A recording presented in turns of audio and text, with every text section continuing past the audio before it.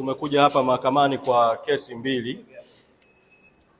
Mosi, kuna kesi ya mwenyekiti Tundu Antipas Lissu inakaribia kuanza, na kuna kesi dhidi yetu viongozi wa chama tukitakiwa kukamatwa kwa kile kinachoitwa kukiuka amri ya mahakama. Kwa kesi zote mbili zinatakiwa kuendelea hapa mahakamani. Muda huu ndo tunasubiri kuingia kuanza kesi. Sasa kuna tukio limetokea, tumeona tuwaite tuwa brief.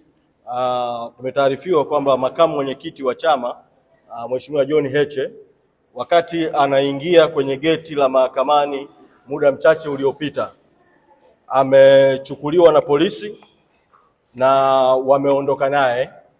Nimepigiwa simu na mmoja wa wasaidizi wake vile vile muda mchache wakati nakuja kuzungumza na nyinyi, amenitaarifu kwamba wamemuingiza kituo cha polisi Central. Sasa tunaita kusema mambo mawili.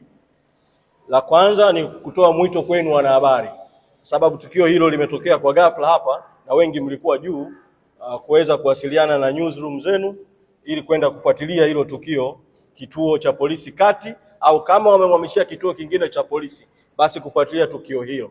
Lakini la pili, tumekwishaelekeza mawakili wetu waelekee moja kwa moja huko polisi kwenda kufuatilia kuhusiana na swala hili. Tutakapopata taarifa za ziada tutawa brief, lakini sasa tumeona tuitoe kama breaking news kwa makamu mwenyekiti amechukuliwa na polisi. Na mimi mwito wangu polisi, rai yangu kwao, naamini hawajasema sababu kwa sababu tukio la ghafla kabla hata kuijua sababu, lakini mtakumbuka kwamba idara ya uhamiaji ilitoa taarifa kwa umma ikidai kwamba makamu mwenyekiti alikwenda nje ya nchi kinyume na utaratibu, taarifa ambayo haikuwa ya kweli. Sasa inawezekana kabisa kukamatwa kwake kunaweza kukawa kunahusiana na taarifa hiyo. Kama kukamatwa kwake kunahusiana na taarifa hiyo, ni jambo la kusikitisha sana polisi kutumia taarifa isiyokuwa ya kweli ya uhamiaji kumkamata. Mimi ninafahamu kwamba kulikuwa tayari kuna njama huko nyuma ya kutafuta namna ya kutukamata viongozi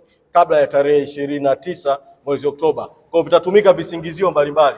Hata mimi pamoja na kuwa niko huru sasa na nitakwenda kushiriki hiyo kesi iliyofunguliwa dhidi yetu kutafuta amri ya mahakama kutaka kutuweka ndani, lakini naweza tukatoka hapo na tukakamatwa tu kwa sababu nyingine yoyote, kwa sababu kuna jitihada za kujaribu kutuweka ndani mpaka baada ya tarehe 29 mwezi Oktoba. Kwa hiyo tupeane nafasi sasa tufuatilie swala hili kama nilivyoomba wanahabari mfuatilie, lakini vile vile mawakili wetu wanakwenda Central kufuatilia. Asanteni sana.